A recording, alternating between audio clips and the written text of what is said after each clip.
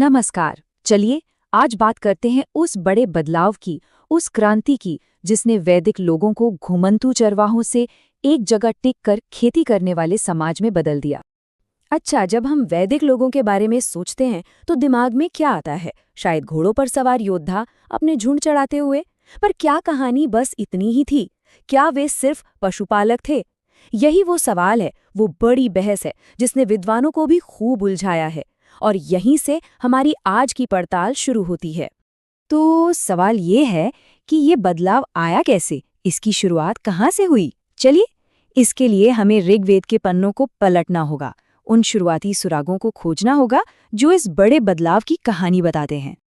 अब देखिए, इस बात को लेकर जानकारों के बीच एक बड़ी दिलचस्प बहस चलती है। एक तरफ ज्यादातर स्कॉलर्स का ये मानना है कि जो शुरुआती वैदिक लोग थे उनका मेन काम पशुपालन ही था। वो कहते हैं कि खेतीबाड़ी का जिक्र तो ऋग्वेद के उन हिस्सों में मिलता है जो बाद में लिखे गए। लेकिन कहानी का एक दूसरा पहलू भी है। कुछ स्कॉलर्स कहते हैं नहीं, ऐसा नहीं है। वो दलील देते हैं कि ऋग्वेद में कृषि शब्द का इस्तेमाल कई बार हुआ है और बारिश के लिए जो प्रार्थनाएं की गई हैं वो इस बात का पक्का सबूत है कि खेतीबाड़ी उस दौर में भी एक अहम काम बन चुका था। ऋग्वैदिक काल जैसे जैसे आगे बढ़ता गया, ये बदलाव के संकेत और भी साफ होते गए। हमें ग्रंथों में जिक्र मिलता है कि कैसे खेती लायक जमीन तैयार करने के लिए आग से जंगलों को साफ किया जाता था। धीरे धीरे जुताई, बुआई, कटाई, इन सब कामों की बातें भजनों में ज्यादा सुनाई देने लगी। और एक बहुत ही अहम बात हुई, एक नए देवता सामने आए, क्षेत्रपति, यानी खेत के स्वामी, जिनका काम ही खेतों की देखभाल करना और उन्हें उपजाऊ बनाए रखना था। और देखिए, ये जो श्लोक है ना, ये उस दौर की बदलती सोच की क्या जबरदस्त मिसाल है। ये सीधा ऋग्वेद से है और इसमें साफ साफ कहा गया है कि पासे फेंकना छोड़ो, अपनी जमीन पर खेती करो, जो फायदा उससे हो उसका आनंद लो और उसे सम्मान दो।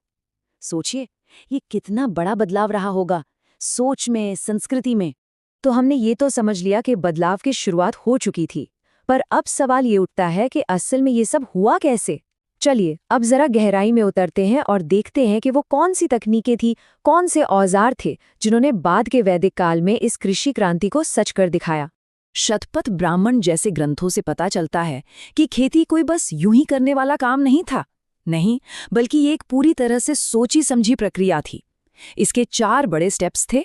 सबसे पहले कर्षण यानी खेत की जुताई, फिर वपन यानी बीज बोना, उसके बाद लुलन यानी फसल की कटाई, और आखिर में मृणन मतलब अनाज को भूसे से अलग करना।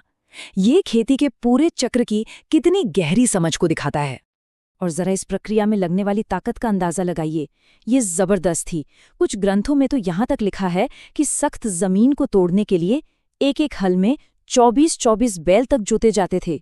बस एक बार सोचकर देखिए कि जमीन को खेती के लिए तैयार करने में कितनी मेहनत और ताकत लगती होगी। और हाँ, इस काम को करने के लिए उनके पास सही औजार भी थे।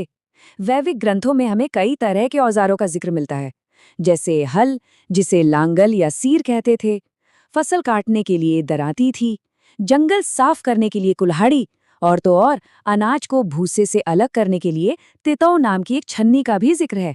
मतलब एक पूरा का पूरा किसान का टूलकिट तैयार था। पानी का मैनेजमेंट, उसमें भी वो काफी आगे थे। वो 2 तरह के पानी के स्रोतों पर निर्भर रहते थे। एक था स्वयंज, यानी जो कुदरती तौर पर मिलता था, जैसे बारिश का पानी या नदियों का पानी। और दूसरा था खनित्रिम, जिसका मतलब है खोदा हुआ, यानी कुओं और नहरों के जरिए की जाने वाली सिंचाई। तो वो कुदरत पर भी निर्भर थे और अपनी मेहनत से भी पानी का इंतजाम करते थे। अच्छा, तो सवाल ये है कि वो उगा क्या रहे थे? शुरुआती दौर में उनकी सबसे अहम फसल थी यव, जिसे हम आज जौ या बार्ली कहते हैं। और जौ आप कह सकते हैं एक तरह की परफेक्ट ट्रांजिशन क्रॉप थी, मतलब एक ऐसी फसल जो बहुत जल्दी तैयार हो जाती है और जिसे ज्यादा बारिश की जरूरत भी नहीं पड़ती। तो एक ऐसे समाज के लिए जो बस खेती करना शुरू ही कर रहा था, इससे बेहतर और क्या हो सकता था। लेकिन जैसे जैसे वक्त गुजरा और खेती के तौर तरीके और पक्के होते गए, उनकी थाली में भी वैरायटी आने लगी। बाद के वैदिक काल में हमें व्रीहि यानी चावल, गोधूम यानी गेहूं, और यहाँ तक कि माश यानी उड़द दाल और तिल जैसी कई फसलों का जिक्र मिलता है। ये इस बात का साफ संकेत था कि अब खाद्य आपूर्ति यानी फूड सप्लाई ज्यादा बेहतर और सुरक्षित हो चुकी थी। देखिए, खेती उनके लिए सिर्फ पेट भरने का जरिया नहीं थी, ये उनकी जिंदगी का, उनकी आस्था का एक अहम हिस्सा बन चुकी थी। चलिए अब ये समझते हैं कि कैसे उनकी आस्था और खेती एक दूसरे में पूरी तरह से रच बस गए थे। उनके देवी देवताओं को देखें तो साफ पता चलता है कि खेती उनकी जिंदगी में कितनी जरूरी थी। खेतों की रक्षा के लिए थे क्षेत्रपति, बारिश के देवता थे पर्जन्य, यहाँ तक कि हल चलाने से जमीन में जो लकीर बनती थी, जिसे सीता कहते थे, उसकी भी देवी मानकर पूजा होती थी। और तो और फसलों को कीड़े मकोड़ों से बचाने के लिए अश्विन देवताओं को याद किया जाता था। हर जरूरत के लिए एक देवता थे। और जरा ये प्रार्थना सुनिए, ये सीधी ऋग्वेद से है और ये इस रिश्ते को कितनी खूबसूरती से दिखाती है। ये सिर्फ बारिश की मांग नहीं है, ये एक ऐसी प्रार्थना है जो हल चलाने वाले किसान और कुदरत की ताकतों के बीच एक तालमेल की कामना करती है, ताकि सब मिलकर एक अच्छी फसल दे सकें। और अब आखिर में चलिए इस कृषि क्रांति के सबसे बड़े और सबसे दूर तक असर डालने वाले नतीजे पर नजर डालते हैं कि इसने पूरे के पूरे वैदिक समाज को कैसे एक नया रूप दे दिया। उस दौर में जमीन की मिल्कियत का कॉन्सेप्ट आज से बिल्कुल अलग था। मतलब जमीन किसी एक इंसान की नहीं होती थी। खेती की जमीन पर पूरे कबीले यानी गोत्र या विश का हक होता था। इसे किसी को भी पूरे कबीले की इजाजत के बिना नहीं दिया जा सकता था। इसका सीधा मतलब ये था कि सब मिलकर संसाधनों का इस्तेमाल करते थे, जो उनके मजबूत सामाजिक जुड़ाव को दिखाता है। और ये सोच सिर्फ आम लोगों तक ही नहीं थी, ये सत्ता के सबसे ऊंचे लेवल तक जाती थी। जब किसी राजा का राज्याभिषेक होता था तो उसे साफ साफ याद दिलाया जाता था कि ये राजपाट तुम्हें खेती बाड़ी को बढ़ावा देने, लोगों का भला करने और उनका पेट भरने के लिए दिया जा रहा है। तो राजा सिर्फ एक योद्धा नहीं था, वो एक तरह से सबका पोषक था, सबका पालनहार।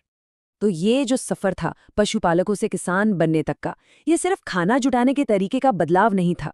नहीं, ये एक ऐसी क्रांति थी जिसने समाज, धर्म और राजकाज की नींव रखी। एक ऐसी नींव जिसने आने वाली सदियों के लिए भारतीय सभ्यता का रास्ता तय किया। यह हमें सोचने पर मजबूर करता है ना, कि कैसे एक बीज बोने जैसा छोटा सा काम एक पूरी सभ्यता का मुकद्दर लिख सकता है।